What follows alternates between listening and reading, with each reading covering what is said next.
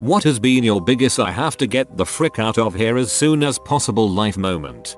Driving to work one night, this lady had a broken down car. We decided to try and be helpful. She lived close by and didn't have any family to come pick her up. She told us she needed to stop by the bank if we didn't mind, and we didn't. We took her to the bank so she could get $20 out to buy groceries the next day. She seemed down on her luck and we knew what that was like, so we got $20 out for her. No big deal. She said she had another stop, had to tell her friend that rent would be late. At this point it is becoming a hassle and we are closing in on being late for work, and I can't risk my livelihood for a stranger. After we got to the neighborhood I became very worried. I told her we only had time to drop her off at her house or at her friend's, but it was up to her as they were both close. She started screaming at us and yelling that we would do anything she demanded. We stopped the car. I looked at her dead in the eyes and said, "You take your things and you get out of my car right now." She tried to leave without taking her stuff, so we would be forced to wait for her. I said, "Stop. If you don't take your things I will literally drive away with them." So she grabbed her stuff and got out and we drove away. IDK how you didn't just start throwing her crap out of your car. Just reading that got me mad, lol. I was sitting outside dance class with a friend. We were both about 12 or 13, and two random bigger dudes walk by. We think nothing of it, it's a public street. People walk. One dude turns and approaches us, introduces himself, demands to shake hands. I'm already a little creeped out, but notice, thank God, the door that usually locked automatically behind us was propped open. I shake hands with the dude to keep him from escalating. He starts sobbing and says, "I'm so sorry. I was supposed to let you go. I'm so sorry." But I screamed at my friend to run, yanked my hand out of his, which was impressive. He had a good grip on me. We bolted and shut the door behind us. They stalked the building until police showed up. Never knew what they were planning and I don't want to. Once, when I was in Burkina Faso, I was riding around on top of a small van to casually sightsee. We came to a village where the streets were filled with people. In the middle of the streets were multiple witch doctors. They were dressed in very eccentric and intimidating clothing. Some had objects they were carrying to look more intimidating. They were trying to impress the villagers because the top dog had recently died and they wanted to replace him. One guy sped past a WD on a motorcycle and the WD thrashed a really long whip at him as he went by. As we got further into the village, the streets got more crowded and our van was stuck. We were surrounded by villagers, some screaming at me in a language I couldn't understand. When I asked my friend who lived there to interpret, he just shook his head no. I was completely exposed, sitting on top of the van, in the middle of a mob of people, going nowhere. I was ready to leave. I went to a summer camp. I have ADHD. Turns out my mom was confused with what special needs means and thought it included ADHD. So me and the Tourette's kid got along pretty great, as we were the only two on the same level. Still the longest 2 weeks of my life. Oh my god, my mom did the same thing. I was one of the only kids that was verbal. I will say the occupational therapy room was sweet though. Admittedly the camp I went to seemed to have more of a range of kids, but most had severe anxiety or behavioral issues. First time I ever felt so normal. Chechnya in I think 1995. There were obvious a lot of those moments, but one that stood out was when I was walking back to the apartment block I was staying at and I realized the entire block was not only empty, but all of the cars were moved out of the way and there was a carpet laid out about 20 feet in front of me. I have no idea what was under the carpet or why it was there, but it just felt so suspicious. And of course my first instinct is to run away. The second I turn around, someone from far away opens fire at me, presumably a sniper but could have been closer. I then heard shouting and screaming for men to run and get me. The shouts were far away. They knew they weren't gonna be able to capture me. That freaking carpet, man. I won't ever forget that carpet. My biggest guess was they built a hole under the carpet for people like me to fall into. Then they would capture and rape, torture you or whatever they would want. Lots of fricked up marauders and bandits in Grozny during the war. Every once in a while, your gut tells you something is up. I'm at a party and get that tingling in my gut telling me I'm not okay here. I finally just decide to leave with a few friends to chill at my place. A few hours later, I get a phone call from another friend asking if I was okay. Apparently the house belonged to a guy who was affiliated with gangs. Some thugs tried to crash the party, and when they got kicked out, they started fighting people. A big fight breaks out and a few people ended up in the hospital. Eventually the house owner brought out a gun and shot a few rounds in the air, and that's when everyone scattered away from the area. The cops were called and people were arrested. Meanwhile, I left hours ago and was currently playing drunk video games with a couple friends. Sometimes your gut's right. My father once told me, when your gut tells you something's wrong, if you wait around, you'll find out why. Leaving a bar one night in sketchy northern Canada town, some girls talked me into riding with them to a party. I get in the back of the car, followed by about 8 more people who came out of nowhere, and before I can squirm out, the driver gets in just freaking hammered and proceeds to drive like a maniac. I see roads way too fast all over both sides of the road. So many people crammed in I couldn't see much, so I just closed my eyes and waited for the sweet release of death. When I was in high school, I delivered pizzas for a very small shop in a dead-end town. MapQuest couldn't pull up 90% of the addresses. Order comes in, I take it. Guy gives me directions. Follow said directions and go a mile down this dirt road into the fricking woods. Instantly freaked out. Pull up to what looks like a burned down trailer. Guy is standing on his porch with a giant bird on his shoulder. Give him pizza. He starts flipping dollar bills in his hand, counting while staring into my freaking soul. Do you wanna pet my bird? No thank you. Racist. He didn't tip me. Dong.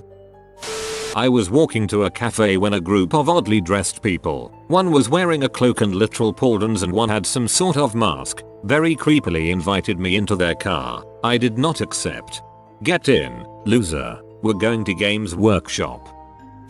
In 2004 my parents filed for divorce. My mom worked a traditional 9-5 job, and my dad worked as a contractor. It was my dad's responsibility to get us to school in the mornings, so my mom would drop my sister and I off before work. One morning we were running late because we had managed to hit every red light en route to dad's house. Typically when we were late my dad would hold out a sign that detailed our tardiness, but today he was not outside. Instead, he walked to the car from the house as we pulled up, walked over to the window, and handed my mom an envelope. Though the behavior seems normal, something felt wrong. As I turned to say goodbye to my mom, I heard a shot. My dad had shot my mom, and continued to do so 2 more times into her thigh. Time seemed to stop, and I got my sister back in the car with her head down. At the same time I screamed for help. I remember a gun to my mom's head that didn't fire when the trigger was pulled, and my dad responding by running back to the house and pulling the gun to his head. He shot. At this point my mom had assured me she could drive. My sister was crouched in the back footwell, and I was trying to dial 911. I felt the need to get the frick out as we pulled up, but I had to stay put through the entire situation. I was walking home from the gym in Seattle, and I would always walk by this weird house with blankets over the windows. There was also fenced in side yard packed with old busted RVs and garbage. This particular night, there was an old dude with a long white beard standing in front of the house in a bathrobe, smoking a cigarette. I had never seen anyone in front of the house before. Then, I heard what sounded like a Prius pulling up to a stoplight, but was in fact several Seattle police cars rolling up with their engines and lights off. I don't even know how they got that quiet. Then I saw a few officers approaching the house and the old man with their guns drawn, completely silently. One of them made eye contact with me and made a fairly violent hand motion for me to go a different direction. So I did, very quickly. About a month later that house was torn down. I have no idea what happened that night, and I'm glad I didn't have to find out. Meth lab bust.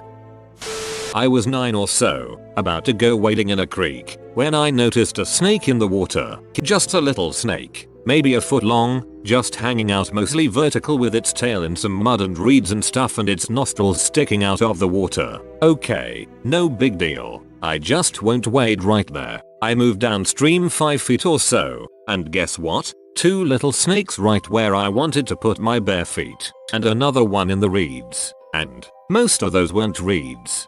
Has something similar with alligators. Went for a walk in the park. FL, of course, noticed a baby gator, about 8 inches long. Cute. Then another one, and another one, then 2 more. Got the frick out of there before mama showed up.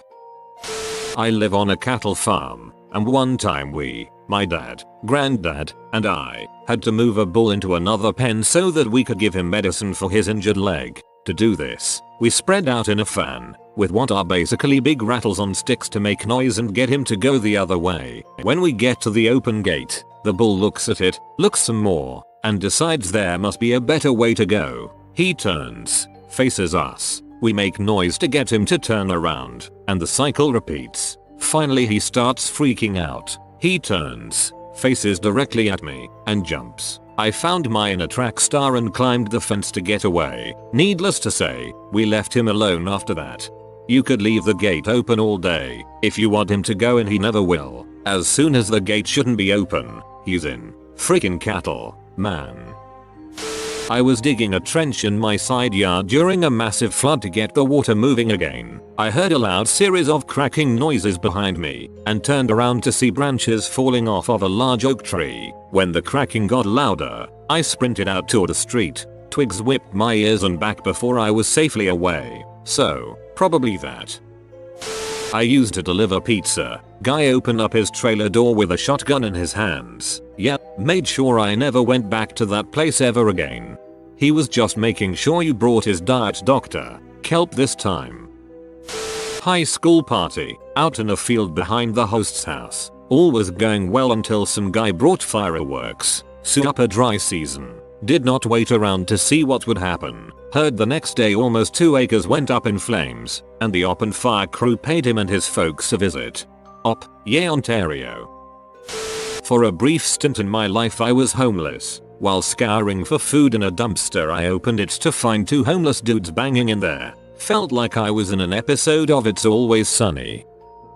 I'm a wedding photographer. One wedding was taking place at a historical village. It consisted of 100-plus-year-old houses which were once disassembled, moved to their current location, then painstakingly reassembled inch by inch in order to maintain this piece of history. The groom's mother was the president of the venue organization. She, of course, was very proud to host her son's wedding at the same place she volunteered at. The wedding was great, laid back and non-traditional. I stayed even a little bit longer than scheduled since things were so easy. Things finally started winding down around 11 or so, and everyone was drunk. But they had one thing left in store: lanterns. The kind that you light and then they fly away into the night. Nothing quite as romantic as lanterns. However, alcohol and floating fire and tall trees and historical village are not a recipe for success. While everyone tried to light their lanterns, the groom's mother caught wind of what was happening. She ran out into the village screaming for everyone to stop. Drunk and distracted by the challenge, no one listened. Everyone kept trying to get their lanterns to take off, and one finally did, right into a lush tree that sprawled out approximately 20 feet above the village. This is when I thought it would be a good idea to leave. The lantern was stuck between some branches, burning ferociously. Groom's mother literally crying watching what she thought would be her beloved historical village going up in flames. Walking out, I saw the lantern narrowly drift through an opening in the branches and fly off into the distance. This was back in Russia when I was 14. I decided that it was a good idea to walk home from a party at 2 AM in a rural area. We had a summer home dacha outside of Moscow, literally middle of nowhere. As I was walking, a car pulled up and a guy, looked to be in his 30s, asked me if I needed a ride.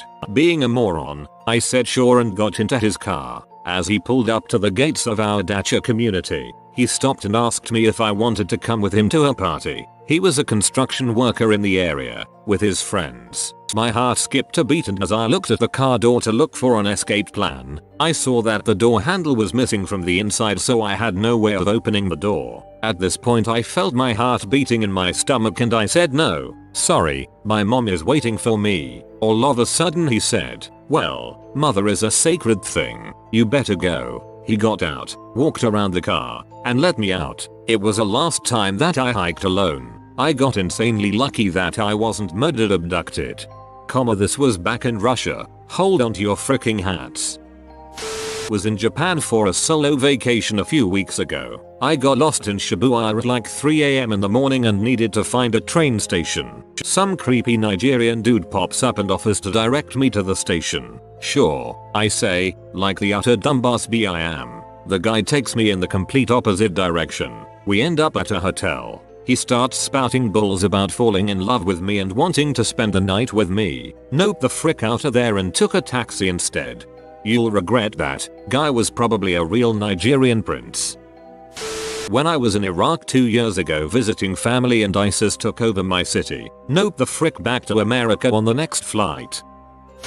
My poor car died, and I called AAA to tow it to the nearest approved repair shop. Well the tow truck they sent me decided to take me to the shop, but something seemed really off. First off, instead of having chairs, they just had old car seats you could sit in. Also, they had all of these photos of naked women all over the walls. Usually they do that but not so openly, right? Also there was this weird bum in there watching Maury Povich and yelling at the TV that all the pregnant women who don't know their fathers are S. Well I got a call from the repair company and they wanted to know where I was. I told them at the shop. Turns out it was a pirate tow truck driver, and we had to come in and open a can of whoop butt on these chumps to get my car to the real repair shop. I was walking home from work one night when a man put his hand on my shoulder. I turned around and he told me he was going to put me on top of a spiked iron fence naked. I said no thanks very loudly and sped walked away. I didn't expect it to work but he didn't follow me. Today, when I found out my wife hasn't just been having an affair but has also been fricking people for money. You're gonna go through heck for a bit, but it gets back to normal. Same thing happened to me. No kids thank God, but I paid an arm and a leg for my 3 dogs that she didn't even want but used against me in court. Lost all my possessions too but got replacements shortly after. Missed the frick out of her, but never went back and am way happier. You have been visited by Happy Snack. Comment keep happying Snacker to be happy forever. If you are new to the channel, you can subscribe. I publish new videos every day. Until then, check another video, or don't. Either way, have a great day you magnificent people.